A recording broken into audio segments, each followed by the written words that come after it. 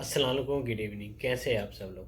आज हम लोग स्काफोल्डिंग सुपरवाइज़र और इंस्पेक्टर के बारे में जानेंगे, कि एग्ज़ाम के बारे में जानेंगे कि उसके पैटर्न्स क्या है और अभी के टाइम में जो 2024 में उसके जो क्वेश्चन क्या है, ऐसे जो नॉर्मली पूछे जा रहे हैं। अब पहले के पैटर्न में जो 2023 में क्वेश्चन आते थे, क्या वही क्वेश्चन अभी भी आ रहे हैं, नहीं आ रहे हैं? चलिए जानते हैं इस वीडियो में। जैसा कि अभी 2023 में मोस्टली लोग जो जाते थे एग्ज़ाम के लिए, सुपरवाइज़र या फिर इंस्पेक्टर का, उसका जो क्वेश्चन होता था मोस्टली जो होता है वो लगभग इस एग्ज़ाम में वो सेम ही आता था, और वो पुराने रिपीटेड क्वेश्चन होते थे।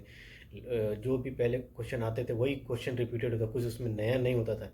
लेकिन जो अभी है के टाइम में 2024 में जो कुछ नए क्वेश्चन हैं जो उन्होंने डाला हुआ है, जो सिर्फ क्वेश्चन कुछ भी नहीं है, सिर्फ एक जनरल से रिलेटेड है। जनरल रिलेटेड कुछ क्वेश्चन होते हैं, 4-5 क्वेश्चन ऐसे पूछे जाते हैं जो उसमें लॉजिक है, जो एक तरीका है कि आपको कैसे आइडेंटिफाई करना है।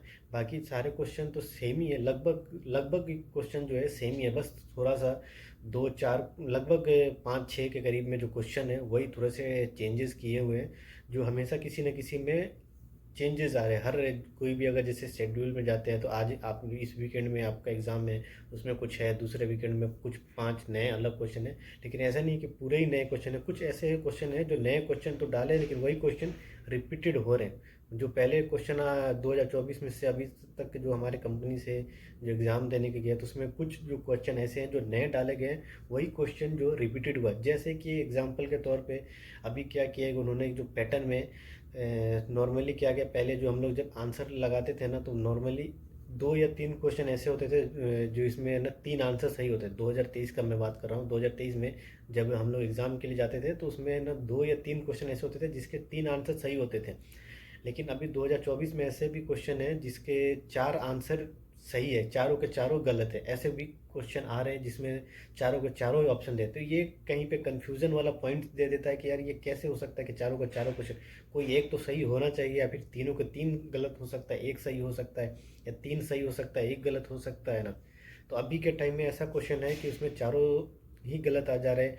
और मोस्टली क्वेश्चन ऐसे भी हैं जिसमें 2 गलत है, किसी में 3 गलत है, किसी में 4 गलत है। ऐसे क्वेश्चन अभी के टाइम में आ रहा है। तो वहाँ पे आदमी लोग क्या कंफ्यूज हो रहा है, उन्हें लगता है कि यार जब 4 क्वेश्चन गलत होते हैं ना, तो वो लोग क्या करते हैं, वो 3 पे टिक करते हैं और चौथे पे नहीं करते, क्योंकि उनका एक अपना लॉजिक होता है कि यार 4 क्वेश्चन के चारों के तो ऑप्शन गलत नहीं हो सकते, एक तो सही होगा या फिर तीनों सही होंगे, एक गलत होगा। वो वहाँ पे भेजते। तो यहाँ पे ये चीज़ को ध्यान रखना है कि आप जब भी आंसर दे रहे हैं तो आंसर देने से पहले क्वेश्चन जो पूछा हुआ उसका लॉजिक देखे, उसका जो सेंटेंस है वो सेंटेंस को सही से पढ़े, उसको समझ करके आप लगाए। अगर आपको एग्जाम में डाउट लगता है तो आप उसको थोड़ा वेट करें, जो आपको क्वेश्चन आता है उस क्वेश्चन को आप पहले सॉल्व करें, फिर बाद में उस क्वेश्चन पे वापस आ करके उस पर फोकस करें। क्योंकि आप को जब एक क्वेश्चन भी हम मिस्टेक करते हैं, जो हम थोड़ा सा उसको सही करके अगर सही से स्टडी करें क्वेश्चन को, तो हम उसका आंसर दे सकते हैं। उसमें थोड़ा सा लॉजिक होता है, वो क्वेश्चन बस उसी आंसर से आपको ऑप्शन से पता चल जाता है। लेकिन थोड़ा बहुत क्या है कि आदमी को आइडिया नहीं है या फिर इसका एक्सपीरियंस नहीं, इसलिए वो लोग मिस्टेक कर जाते हैं। तो 2-3 क्वेश्चन जैसे अभी नए ज़्यादा है जो मिस्टेक हो रहा है। जैसे एक क्वेश्चन पूछा जाता है कि हॉट सरफेस पे कौन सा स्कैफोल्डिंग बनाते हैं। उसमें उसमें क्वेश्चन में क्या पूछता है कि हॉट सरफेस पे कौन सा स्कैफोल्डिंग बनाते हैं, लेकिन ऑप्शन में क्या देता है, पहला light duty, medium duty, special duty और स्पेशल स्कैफोल्डिंग। तो क्वेश्चन क्या पूछा कि कौन सा स्कैफोल्डिंग बनाते हैं, किस लोड रेटिंग का बनाते हैं, ये नहीं पूछा है। उसमें तो तीनों को तीनों जो है गलत है।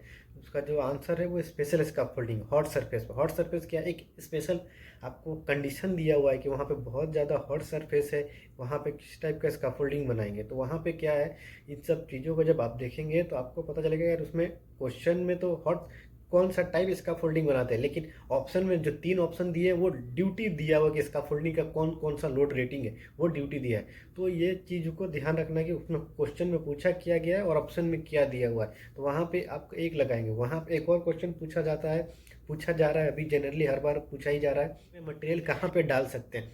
तो स्कैफोल्डिंग में मटेरियल डालने का कहीं पे भी कोई प्रोसीजर नहीं है, कोई भी ऐसा कंसेप्ट या फिर कोई जीआई का या सीएसएम में कहीं पे भी कोई मेंशन नहीं किया हुआ है, कोई रेफरेंस या कोई पॉइंट नहीं दिया हुआ है कि आप स्कैफोल्डिंग पे मटेरियल डाल सकते हैं, उस पे रख सकते हैं। स्कैफोल्डिंग सिर्फ वर्कर के लिए है, वो वर्कर को जा करके काम करने के लिए, वहाँ पे कोई मटेरियल स्टोरेज करने के लिए स्कैफोल्डिंग नहीं बनाया जाता है। तो उसमें क्या ऑप्शन देते हैं, स्कैफोल्डिंग मटेरियल जो है टॉप रेल पे रख सकते हैं, ब्रेस पे रख सकते हैं, मिड रेल पे रख सकते हैं, प्लेटफॉर्म पे रख सकते हैं। तो ये जो है 4 ऑप्शन देते हैं और इसमें चारों के चारों ही ऑप्शन गलत होते हैं। क्यों? क्योंकि स्काफोल्डिंग का कोई भी मटेरियल स्काफोल्डिंग पे नहीं रख सकते। कोई भी हमारा स्काफोल्डिंग है तो उस स्काफोल्डिंग पे हम लोग अपना कोई भी मटेरियल नहीं रख सकते हैं। तो इसमें क्या है कि इसमें 4 के 4 ऑप्शन जितने भी होते हैं वो चारों के चारों गलत होते हैं। तो इसमें चारों में टिक करना होता है। ऐसा नहीं है अगर 3 में टिक कर दिया, ब्रेस में टिक कर दिया, और टॉप रेल में टिक कर दिया और मिड रेल में टिक कर दिया और बाकी जगह उसमें उसको छोड़ दिए। क्यों? वो लगता है कि यार 3 ही ये सही हो सकता है, इससे ज़्यादा तो 4 गलत नहीं हो सकता, लेकिन वहाँ पे ये चीज़ गलत होते हैं। ये चीज़ जो है ये फ़र्क करना है, ये जानना है कि भाई ये सही है क्या, इसका क्वेश्चन में जो पूछा गया उसका पीछे लॉजिक क्या है, ये हमको पता होना चाहिए। अगर आपको लॉजिक ही नहीं पता है कि आपने क्वेश्चन पढ़ रहे हैं तो क्वेश्चन को आइडिया लेना पड़ेगा, आपको एक्सपीरियंस देना पड़ेगा कि क्वेश्चन को सही से सीक्वेंस में आप सही से उसको नहीं समझेंगे, उसका आंसर सिर्फ पूरा नहीं पढ़ करके थोड़ा सा लाइन पढ़ के आप आंसर पे टिक कर देंगे, वहाँ पे आंसर गलत हो जाएगा। वहाँ पे फोकस होना चाहिए कि भाई आपको जो क्वेश्चन पूछा जा रहा है उस क्वेश्चन को सही से पहले पढ़े। आपके पास 1 घंटे का टाइम होता है, 1 घंटे में आप अच्छे से क्वेश्चन को 35 या 37 क्वेश्चन होते हैं, उसको 1 घंटे के अंदर आप अच्छे से इजीली एक क्वेश्चन को ना आप बारीकी से पढ़ करके उसको आंसर दे सकते हैं। बहुत से ऐसे क्वेश्चन होता है जिसको आप पढ़ेंगे ना उसका आंसर आपको मिल जाएगा, लेकिन कुछ क्वेश्चन ऐसे तो थोड़ा सा उसमें लॉजिक होता है, वहाँ पे उस क्वेश्चन को सही से ध्यान से देखना होता है। ये इस तरह से जो क्वेश्चन है वो जो नए क्वेश्चन आ रहे हैं यहाँ पे वो मिस्टेक हो जाता है। तो अभी जो एक नया क्वेश्चन पूछा जाता है कि स्काफोल्डिंग में हम लोग जो फुल बॉडी जब जाते काम करते हैं तो फुल बॉडी हार्नेस है, उस हार्नेस का कैपेसिटी क्या होता है। ये एक नया क्वेश्चन पूछा गया है कि फुल बॉडी हार्नेस का कैपेसिटी क्या है। तो फुल बॉडी हार्नेस का जो कैपेसिटी होता है वो 2260 केजी या फिर 5000 पाउंड ये होता है। ये एक हमारा जीआई में भी मेंशन किया हुआ है।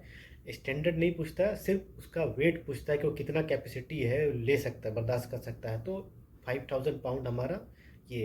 तो ये एक क्वेश्चन है, ये एक सीधा सा है, इसको आपको सीधा सा जो भी अगर अगर आपने पहले भी इसका फोल्डिंग में काम किया या फिर एज अ सेफ्टी फील्ड में आप काम कर रहे हैं, कोई भी ऐसे फील्ड में है, तो आपको मालूम होगा कि फुल बॉडी हार्नेस है उसका जो कैपेसिटी होता है वो 5000 पाउंड होता है या फिर 2260 केजी होता है, ये होता है लगभग। तो ये सब चीज़ें उसमें पूछे जाते। तो ये क्वेश्चन क्या है, बुक जीआई के बुक में भी मेंशन है, सीएसएम में भी ये चीज़ हार्नेस के बारे में मेंशन किया हुआ है।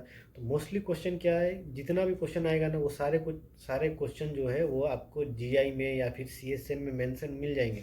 लेकिन क्या है कि हम लोग जो हमें जो आदत लग गया हुआ है कि हम क्वेश्चन को ही रीड करते हैं और क्वेश्चन से ही हम सोचते हैं कि यार क्वेश्चन को पढ़ करके ही हम एग्ज़ाम दे सकते। क्वेश्चन के पढ़ करके आप एग्ज़ाम दे करके आप 50% 60% आप स्कोरिंग कर सकते हैं, लेकिन बाकी जो आगे आपको चाहिए होता है 80%, तो उसमें जो बाकी 20% अगर या 25% मार्क्स चाहिए वो आपको जब तक आप बुक नहीं पढ़ेंगे, बुक से आपको नॉलेज नहीं मिलेगा, आइडिया नहीं होगा, आप वो 20% या 25% क्लियर नहीं कर सकते, 80% तक आप अचीव नहीं कर सकते।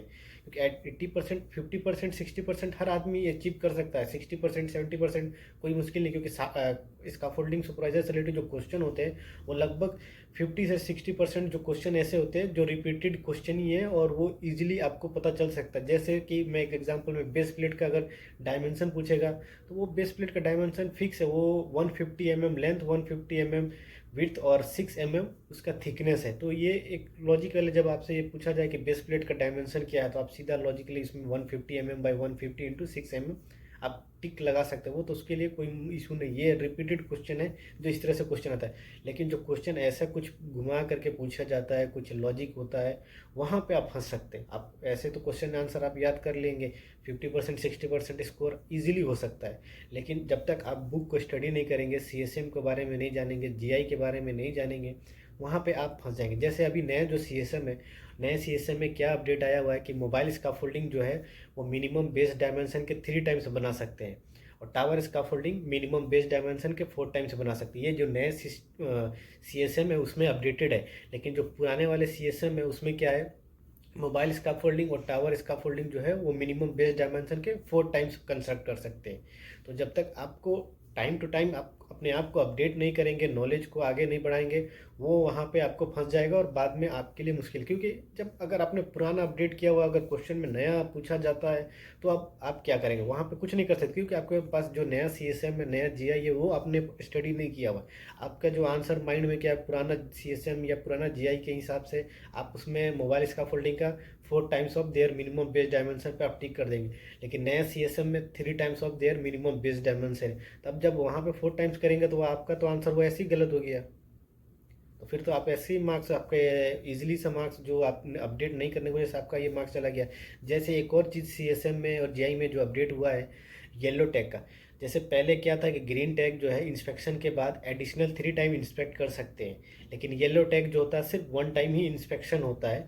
लेकिन अभी जो नया सीएसएम है जीआई है उसमें जो येलो टैग है वो भी एडिशनल 3 टाइम्स उसको भी इंस्पेक्ट कर सकते हैं। ये नया जीआई में ऑलरेडी अपडेटेड है। पुराना जीआई में जो है येलो टैग सिंगल टाइम ही है और ग्रीन टैग एडिशनल 3 टाइम्स है, लेकिन जो नया जीआई है उसमें एडिशनल जो येलो टैग जो है एडिशनल आप 3 टाइम्स को ऐड इंस्पेक्शन कर सकते हैं। तो ये चीज़ें हैं कि आप जब बुक को स्टडी करते हैं, अपडेट होते हैं करंटली सीएसएम से या जीआई से, जब आप क्वेश्चन पढ़ते हैं या फिर उसको रिवीजन करते हैं तो आपको ये चीज़ डिफरेंस आपको पता चलता जाता है कि हाँ इसमें क्या डिफरेंस था, पुराने सीएसएम में क्या डिफरेंस था, पुराने जीआई में क्या था, पुराना नया जीआई में क्या चेंजेस हुआ है, उसको क्या अपडेट किया, उसमें क्या इम्प्लीमेंटेशन हुआ है। तो इसके लिए कैसे पता चलेगा, जब आप बुक को स्टडी करेंगे। क्वेश्चन में स्टडी करके आप तो 50-60 क्रॉस, लेकिन बुक जब तक आप स्टडी नहीं करेंगे आगे मार्क्स नहीं। जब आप सुपरवाइज़र का एग्ज़ाम पास कर लेंगे उसके बाद आपके पास कार्ड आ जाएगा। जब आप फील्ड पे जाएंगे, जब प्रैक्टिकल बेस में आप स्कैफोल्डिंग बनाने जाएंगे, वहाँ पे कुछ मसले आते हैं जब कि किसी को एक्सपीरियंस नहीं होता है, कोई आइडिया नहीं होता है किसी चीज़ का, वहाँ पे आप भूल जाएंगे क्योंकि आपने तो जो याद किया हुआ है वो 50% 60% क्वेश्चन याद किया हुआ है। लेकिन प्रैक्टिकली कैसे काम होता है, कौन सा चीज़ कौन सा पॉइंट कहाँ पे है, ये आपको बुक से पता चलेगा। आप जब बुक पढ़ करके वहाँ पे आप जाएंगे प्रैक्टिकल, जब स्कैफोल्डिंग आपकी नज़रों के सामने स्कैफोल्डिंग बनेगा, जब आप उसको विजिबल आप उसको इंस्पेक्शन करेंगे तब आपको डिफरेंस वहाँ आपके बुक से आपको यहाँ तक करना। आप जब तक विजुअल इंस्पेक्शन करने के बाद आपको डिफ्रेंशिएट नहीं करेंगे कि जो बुक में मेंशन किया हुआ है और जो प्रैक्टिकल फील्ड में चल क्या रहा है, ये आपको पता ही नहीं चलेगा। कभी भी जब इंस्पेक्शन में या फिर ऑडिट के दौरान एलपीडी या फिर कंप्लायंस ग्रुप आते हैं आपके पास, कोई भी आपसे रिलेटेड कुछ भी स्कैफोल्डिंग से रिलेटेड पूछते हैं तो आप क्वेश्चन याद किए, वो बुक याद ही नहीं है। तो अब जब आपको बुक ही याद नहीं है तो फिर आप उसको आंसर कैसे करेंगे। वो आपसे कुछ भी क्वेश्चन पूछ सकता है, आपका रिस्पॉन्सिबिलिटी से रिलेटेड पूछ सकता है, स्कैफोल्डिंग का प्रोसीजर पूछ सकता है, चेकलिस्ट के बारे में आपसे पूछ सकता है, चेकलिस्ट कैसे फिल करेंगे, क्या क्या उसमें प्रॉब्लम्स है नहीं है, कोई स्कैफोल्डिंग से रिलेटेड इंस्पेक्शन करके हो सकता है पूछ सकता है, कोई भी आपका एक्सपीरियंस से रिलेटेड कोई भी स्कैफोल्डिंग से आपको क्वेश्चन कहीं से भी पुटअप कर सकता है, पूछ सकता है आपको। फिर आप वहाँ पे क्या करेंगे। तो मेरा जो अपना एक सजेशन है कि कोई भी आदमी अगर स्कैफोल्डिंग सुपरवाइज़र या फिर इंस्पेक्टर के एग्ज़ाम के लिए जा रहे हैं तो सबसे बेस्ट ऑप्शन क्या है कि आप जो है बुक को स्टडी करें, जीआई और सीएसएम को फॉलो करें, वहाँ से देखें। अगर कोई भी समझ में नहीं आ रहा उसको यूट्यूब में सर्च करें, कोई भी ऐसा पॉइंट नहीं आ रहा उसको यूट्यूब में सर्च करें, उससे रिलेटेड अगर कोई भी यूट्यूब में भी अगर आपको सोल्यूशन नहीं मिल रहा है तो आप मेरे को टेक्स्ट कर सकते हैं, मैसेज करके आप मेरे से पूछ सकते हैं कि ये चीज़ क्या है नहीं है। पूछने में किसी को हर्ज नहीं जाता है, आप मेरे से पूछ के आप अपना जो नॉलेज को इंक्रीज़ करके आप अपने लिए बेनिफिशियल बन सकते हैं। क्योंकि हम जो जिस पोजीशन पे हैं या फिर कुछ भी है, हमने जितना भी स्टडी किया हुआ वो किसी से सीख के किया, किसी से पूछ के। ऐसा नहीं है कि मैं मेरे को पूरा बुक मालूम है स्कैफोल्डिंग का या फिर मैं पूरा ही चीज़ स्कैफोल्डिंग के बारे में मैं आपको बता सकता हूँ, ऐसा कुछ भी नहीं। कुछ भी चीज़ ऐसा होता है, हम लोग भी फील्ड में काम करते हैं तो हमें भी कोई कहीं पे भी कुछ प्रॉब्लम होता है, कोई भी स्कैफोल्डिंग के प्रोसीजर से रिलेटेड या फिर चेकलिस्ट से रिलेटेड, तो हम लोग भी बुक को ही खोलते हैं, सीएसएम को ही खोल के या फिर जीआई में चेक करते हैं कुछ नया अपडेटेड तो नहीं है, कुछ चेंजेस तो नहीं है, ऐसा ही हम लोग चेक करते हैं। ऐसा नहीं है कि हम मुझे सारा कुछ मालूम है। बस क्या है कि किसी से सीखना है, कोई एक्सपीरियंस पर्सन हो या फिर किसी से भी, आपको जो भी नॉलेज कहीं से भी मिलता है आप किसी से भी सीखें, कहीं से भी पूछें, यूट्यूब को ढूंढें, फेसबुक में सर्च करें, गूगल में सर्च करें, अगर नहीं मिलता है तो टेक्स्ट करें, बुक को खोलें, ऐसे करके स्टडी करें। इंशाल्लाह सुपरवाइज़र का एग्ज़ाम और इंस्पेक्टर का सऊदी अरब में कोई भी मुश्किल नहीं है, स्कैफोल्डिंग से आप पास कर सकते हैं। बस ये है कि आपके पास एक कॉन्फिडेंस होना चाहिए कि हाँ मुझे एग्ज़ाम को पास करना है और उसके लिए आपको मेहनत करना पड़ेगा। जब तक आप स्टडी नहीं करेंगे कोई भी चीज़ आपको समझ में नहीं आएगा, याद नहीं आएगा। जब तक आप इसको कोई चीज़ आप रिमाइंड नहीं कर सकते, उसको याद नहीं कर सकते अपने माइंड में, तो उसको क्या हो सकता, कोई भी बेनिफिशियल नहीं है। इसके लिए बुक को पढ़े।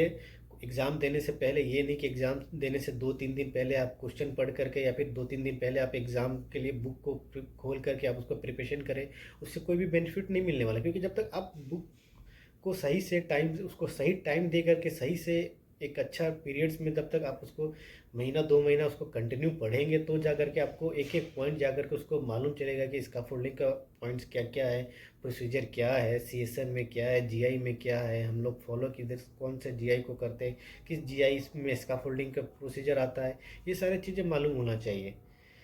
तो इंशाल्लाह चलिए नेक्स्ट वीडियो में हम लोग मिलते हैं। अगर वीडियो अच्छी लगे तो चैनल को लाइक और सब्सक्राइब करें ताकि आने वाले वीडियो का नोटिफिकेशन आपको जल्द से जल्द मिल सके। Thank you.